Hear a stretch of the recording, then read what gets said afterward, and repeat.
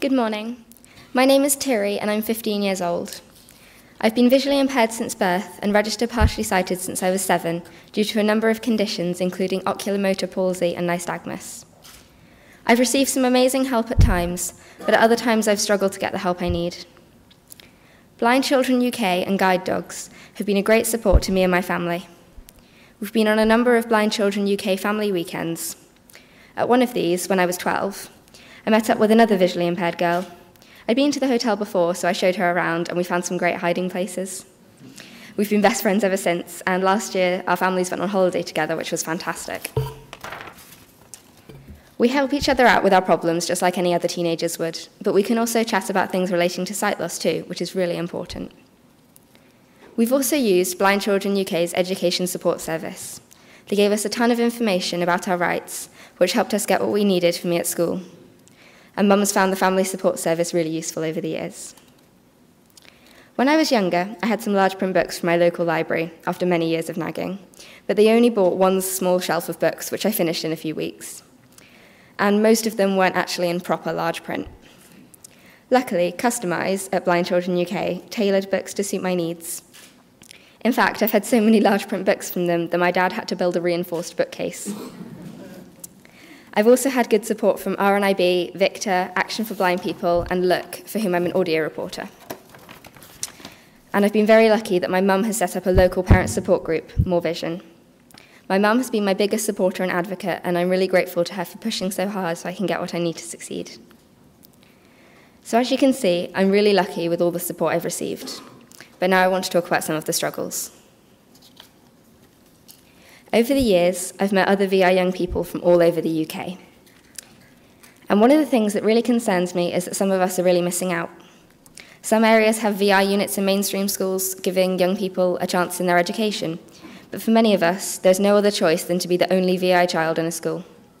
Even within one area, the services offered by different schools can vary a great deal.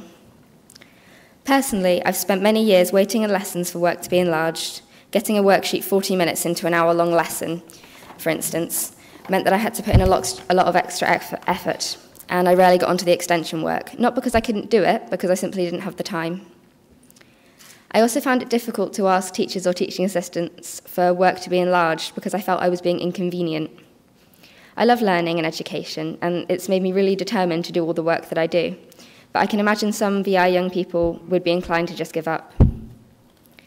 Some schools and teachers have very little understanding of visual impairment. They don't know the effects of light, stress, and lack of sleep on sight loss, or that some conditions are deteriorative. Some teachers even suggest their student might be exaggerating their sight loss, which is really hard for them to hear. The same thing happens with healthcare and social care. I've had eye surgery, constant monitoring, and excellent eye care, but our local hospital does not signpost parents to other services for VI children. This makes it difficult for families to find charities, such as Blind Children UK, to help them come to terms with their child's sight loss and access practical help. There are many organisations out there to help with the different aspects of sight loss, such as Blind Children UK. But the problem is that families simply don't know where they are, and we've yet to meet an ECLO who works with children. We receive direct payments to help me access out-of-school activities, but we know that other children don't. There are many extra costs associated with living with sight loss. In my case, I have to go twice as far to get to a gymnastics club which has disability-qualified coaches, which costs a lot more in petrol. Also, technology tends to be more expensive because I need magnification or speech software. I know some children can't afford these things because they don't get direct payments, including children with much worse sight than I have. And now, with the local offer that my mum's told me about, I'm worried it will just get even worse. It's not easy being a VI child. We're a minority in the world of sight loss, and also when it comes to childhood disability. People often overlook our needs.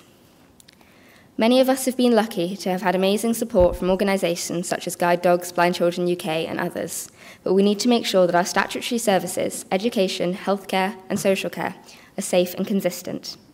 This is my challenge to you, to put systems in place to improve the lives of visually impaired children all over the UK, so that we have the same opportunity to learn and be healthy and enjoy life as everybody else.